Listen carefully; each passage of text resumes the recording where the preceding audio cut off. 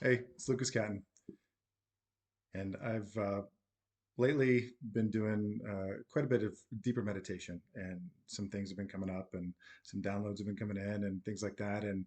And for me, some of those things have had much more of a personal reference, and then some of them have been more universal. And so it's been a while since I've done some of these kinds of things, and I've been finally finishing some books and things like that too, as we're coming up on the end of the year.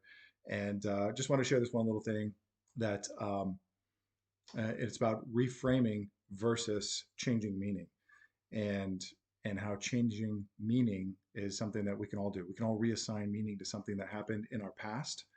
We can reassign meaning to something that's happening right now in our present, and we can reassign meaning to something in the future that we hope to happen or that should happen. And this is different from reframing in that reframing is much more of an intellectual or a cognitive process where we're thinking about things and facts involved and circumstances and that kind of stuff. And the meaning portion of it, reassigning the meaning is changing how we feel about something.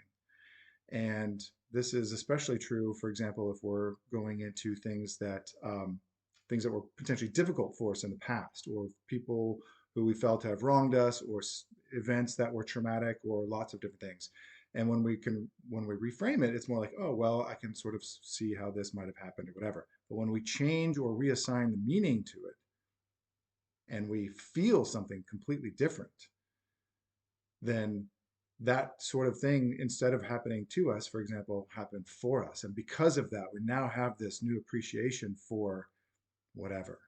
We now have the gratitude that's associated with having gone through an experience like that and coming out on the other side, or having a new set of skills, or having a new awareness that comes with that, or having a new appreciation for another way of life, or something like that, where again, it's not just thinking about it differently, but it's actually changing the feeling about it. And so many times when we think about harmful things in our past, or harmful things or difficult things that are happening right now, and we're stuck on those sort of lower level emotions that get attached to it, and that feeling that if we go back and think about it, or that we're experiencing right now, that is more difficult. Um, when we reassign meaning to those things, and there is a warm feeling that comes from it, a sense of gratitude or happiness or contentment, or even sometimes joy and exhilaration and excitement and things like that, where love is much more of the overarching theme, instead of strife or sadness or grief, or something along that line. And I really looked at that for me, and different things that I thought I'd even reframed properly in the past or whatever, and that might have been the case, but changing the meaning of it completely changes how I looked at now, not only my past, but also my present and what's happening right now. And it definitely, even though the future looked incredibly bright and things were, I'm very excited about it, looking at this future now with a changing of feeling of the past and the present and feeling about the future, it's amplified tremendously. And so that's something I'd invite you to do. Take a look at things that maybe you've tried to reconcile in your own mind, but you haven't yet changed the meaning of it. And as a result, you'll change the feeling. And something I read in a book recently, talking about putting the bags down. You don't have to I don't have to walk around carrying all this extra weight of things.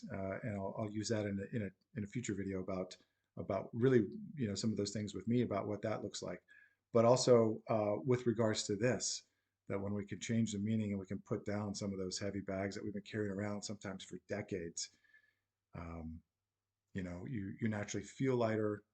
You feel much more uh, at peace, much more gratitude, much more love, and definitely much more hope, excitement, and joy. Now and in the future.